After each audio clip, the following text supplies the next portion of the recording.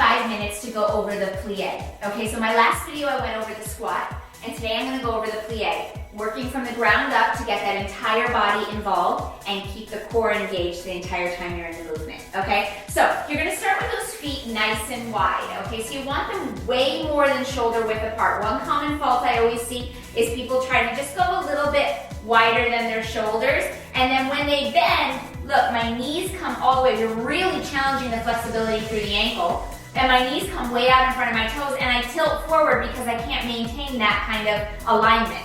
Okay, so I want you to go really wide. I'm 5 foot tall, and I'm extremely wide through the legs. Okay, so you're much wider than me.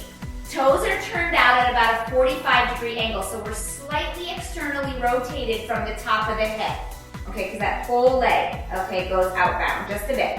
All right, so I've got like a really wide V going on in the body. Now, I'm gonna maintain sternum over pubic bone as I bend the knees and come into my plie. Now, another common fault I always see is this, we're here. Now my booty's sticking back, I'm tilting forward, my inner thigh is not really doing much of anything. Okay, my core is totally off. So, I want you to keep the tall chest, sternum over pubic bone, all the way down as you sink into that plie and hold it there. So this range of motion is very different for everybody, okay? I'm coming pretty low, I've done lots of plies, okay? But wherever you are, I want you to make sure the minute you start to tilt forward, you've gone too far. Keep your chest up, okay? Now, working ground up. We'll talk the same way as we did before with the squat. My kneecaps are aligned, okay, with my big toe, second toe. So all 10 toes are flat on the floor.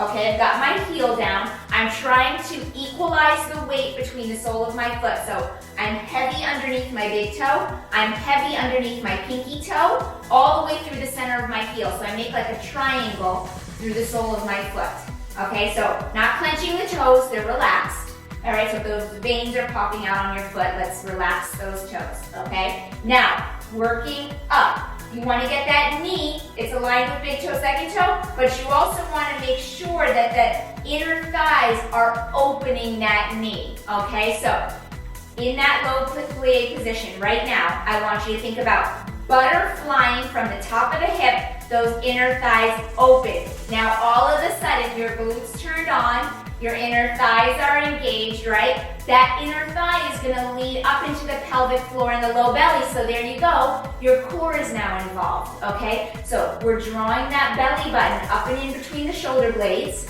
Sternum is over pubic bone, so that entire core is working, and that's your plie, okay? Now, when you're in this movement, you want to keep thinking about inner thigh open, because once you start to let the knees come in, now I'm quad dominant. Okay, so you really want to think about opening up those inner thighs. That's going to bring those sits bones at the center of the glute closer together. Okay, and then when you start working in your plie and you pulse up and down, it all comes from the upper inner thigh. Those sits bones narrow, right? The low belly's engaged, everything's working. Awesome job, you guys. All right, that's the plie. If you have any questions for me or you want me to go into something a little bit deeper, please leave comments below the video. I'm happy to do it. I don't get enough time when I do my videos to cue you through every single cue, but that's why I love these deep dive videos, so that you can really get a chance to get into that movement, feel it in your own body, because once you feel it and once you connect to your own body, that never goes away. It just gets stronger from there.